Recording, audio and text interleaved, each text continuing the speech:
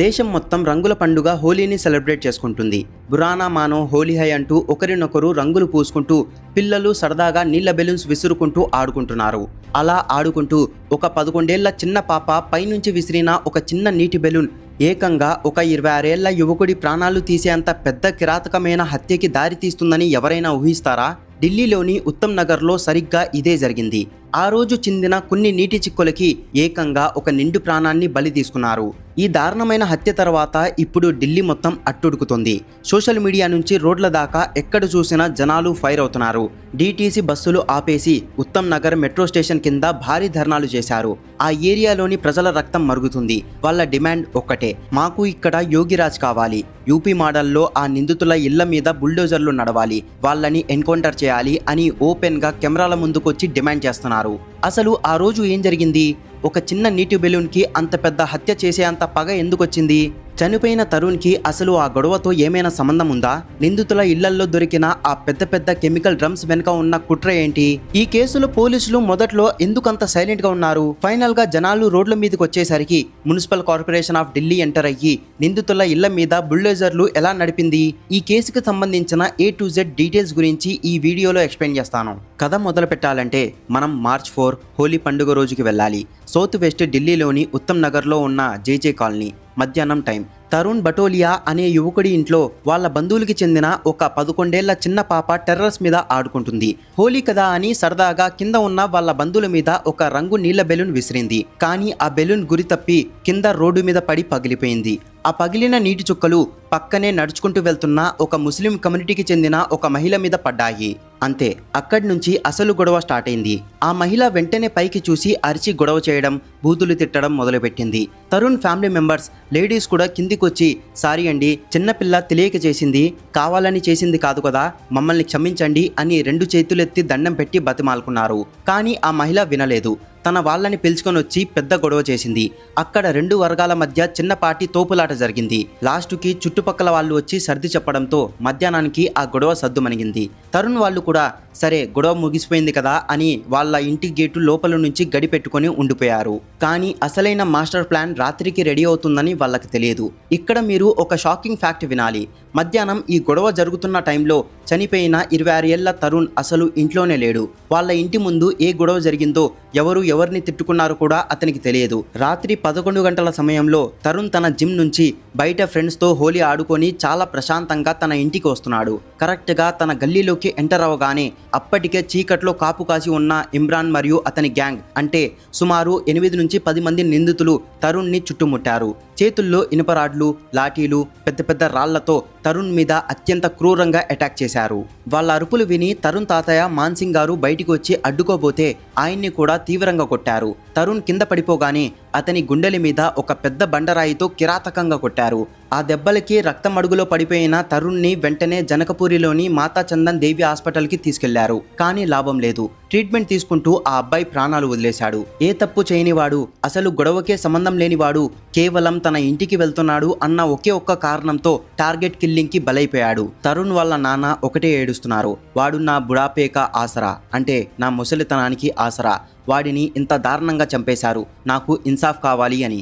ఈ న్యూస్ తెలియగానే ఉత్తమ్ నగర్ ఏరియా మొత్తం బద్దలైంది. తరుణ్ ఒక సామాజిక రాజకీయ సంఘంలో యాక్టివ్గా ఉండేవాడు. దాంతో అతని మద్దతుదారులు, ఫ్యామిలీ, చుట్టుపక్కల హిందువులు అందరూ రోడ్ల మీదకొచ్చారు. ఉత్తమ్ నగర్ పోలీస్ స్టేషన్ ని ముట్టడించారు. కానీ ఇక్కడే ఢిల్లీ పోలీసుల నిర్లక్ష్యం జనాల కోపాన్ని 100 రెట్లు పెంచింది. పోలీసులు వెంటనే FIR యాక్షన్ తీసుకోలేదు. ఫస్ట్ నైట్ FIR నమోదు చేసి ఒక 5గురిని పట్టుకున్నారు. కానీ మెయిన్ నిందితులు చాలా మంది ఇళ్లకు తాళాలు వేసుకుని పరారయ్యారు. తరుణ్ ఫ్యామిలీ SC కమ్యూనిటీకి చెందిన వాళ్ళు. గొడవ టైంలో నిందితులు కులం పేరుతో దారుణమైన బూతులు తిట్టారని, ఒక చిన్న పాప మీద కూడా అటాక్ కి ట్రై చేశారని చెప్తూ ఈ కేసులో SC/ST యాక్ట్ మరియు పోక్సో చట్టాలను కూడా యాడ్ చేయాలని ఫ్యామిలీ పదే డిమాండ్ చేసింది. ఈ గొడవ రంగుల గురించి కాదు, మమ్మల్ని భయపెట్టి ఈ ఢిల్లీలో నుంచి పంపించడానికి చేసిన కుట్ర ఇది అని వాళ్ళు ఆరోపించారు. కానీ పోలీసులు దాన్ని పెద్దగా పట్టించుకోలేదు. ప్రైమా ఫేసి యాక్షన్ తీసుకోలేదు. దీంతో పబ్లిక్ లో పేషెన్స్ నశించింది. ఉత్తమ్ నగర్ లోని రోడ్లు బ్లాక్ చేశారు. DTC బస్సులను ఆపేసి మొత్తం ట్రాఫిక్ జామ్ చేశారు. రోడ్ల మీద కూర్చొని ఢిల్లీ పోలీస్ హాయ్ హాయ్ అంటూ తమ ఆగ్రహాన్ని వ్యక్తం చేశారు. జనాలు ఏమంటున్నారంటే, అదే ఒక ముస్లింకి ఇలా జరిగి ఉంటే ఈ పాటికి దేశంలో ఉన్న నాయకులందరూ క్యూ కట్టేవాళ్ళు, మీడియా మొత్తం గోల చేసేది. ఒక హిందూ చనిపోయాడు కాబట్టి ఏ ఒక్క నాయకుడు ఇక్కడికి రాలేదు. వాళ్ళ ఏరియాలో రాత్రిపూట తిరగాలంటే భయం వేస్తుంది. మాకు ఇక్కడ ఖచ్చితంగా ఎన్కౌంటర్ కావాలి, బుల్డోజర్ యాక్షన్ కావాలి అని పబ్లిక్ ఓపెన్ గా డిమాండ్ చేశారు. జనాల కోపం ఏ రేంజ్ కు వెళ్ళిందంటే 3 రోజులైనా మిగతా నిందితులు దొరకకపోవడంతో నిన్న రాత్రి ఆ పరారైన నిందితుల ఇళ్ల తాళాలు పగలగొట్టి లోపలికి దూరి సామాన్లు బయట పడేసి తగలబెట్టారు. ఇంటి బయట ఉన్న కార్లని, బైక్లని పెట్రోల్ పోసి అగ్నికి ఆహుతి చేశారు.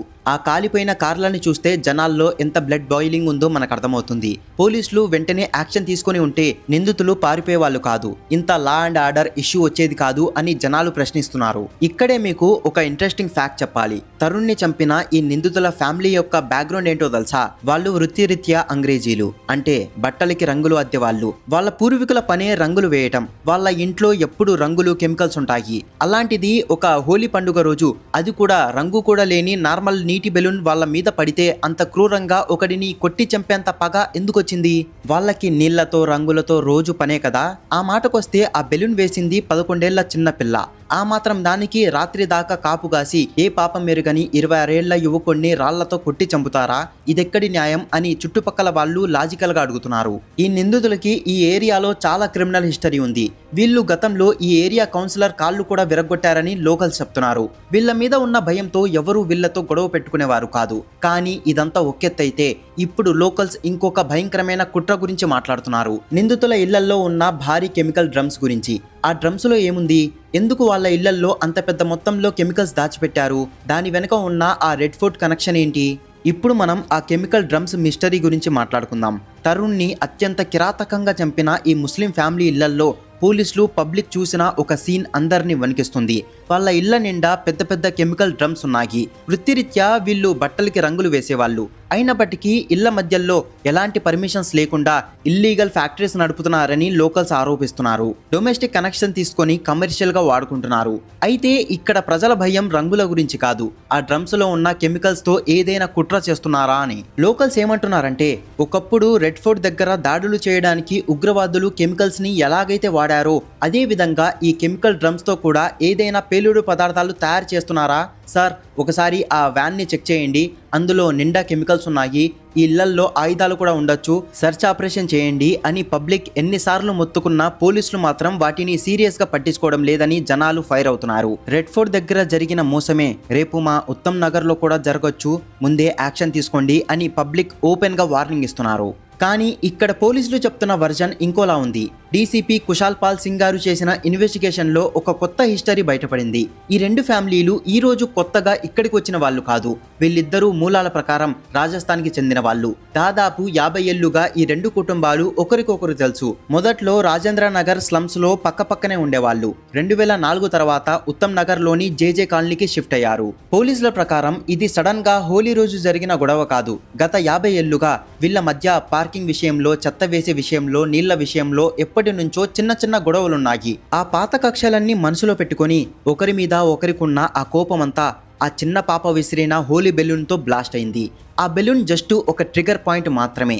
అప్పటికే వాళ్ళ మనసుల్లో చాలా ఏళ్లుగా రగులుతున్న పగ తరుణ్ హత్య రూపంలో బయటపడిందని పోలీసులు చెప్తున్నారు. ఈ కేసులో పోలీసులు ఇప్పటి వరకు ఇమ్రాన్ అనే మెయిన్ నిందితుడితో సహా ఒక మైనర్ని, మొత్తం 7-8 మందిని అరెస్ట్ చేశారు.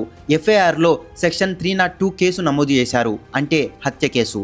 ఇంత గొడవ జరుగుతుంటే, ఢిల్లీ అట్టడుగుతుంటే, చనిపోయి 3 రోజులైనా సరే ఏ ఒక్క పొలిటికల్ లీడర్ తరుణ్ ఇంటి వైపు చూడలేదు. ఎప్పుడైతే జనాలు లా అండ్ ఆర్డర్ ని తమ చేతుల్లోకి తీసుకొని బస్సులో ఆపేసి నిందితుల కార్లని తగలపెట్టడం స్టార్ట్ చేశారో, హిందూ సంఘాలు మాకు 24 గంటల్లో న్యాయం జరగాలి, లేదంటే రోడ్ల మీద రక్తం పారుతుంది అని అల్టిమేటం ఇచ్చారో అప్పుడు గానీ మన నాయకులకి నిద్ర మెలకు రాలేదు. South Delhi BJP MP Kamaljit Sehrawat, అలాగే ఢిల్లీ ప్రభుత్వ మంత్రి పంకజ్ కుమార్ సింగ్ హుటాహుటిన తరుణ్ ఇంటికి వెళ్లారు.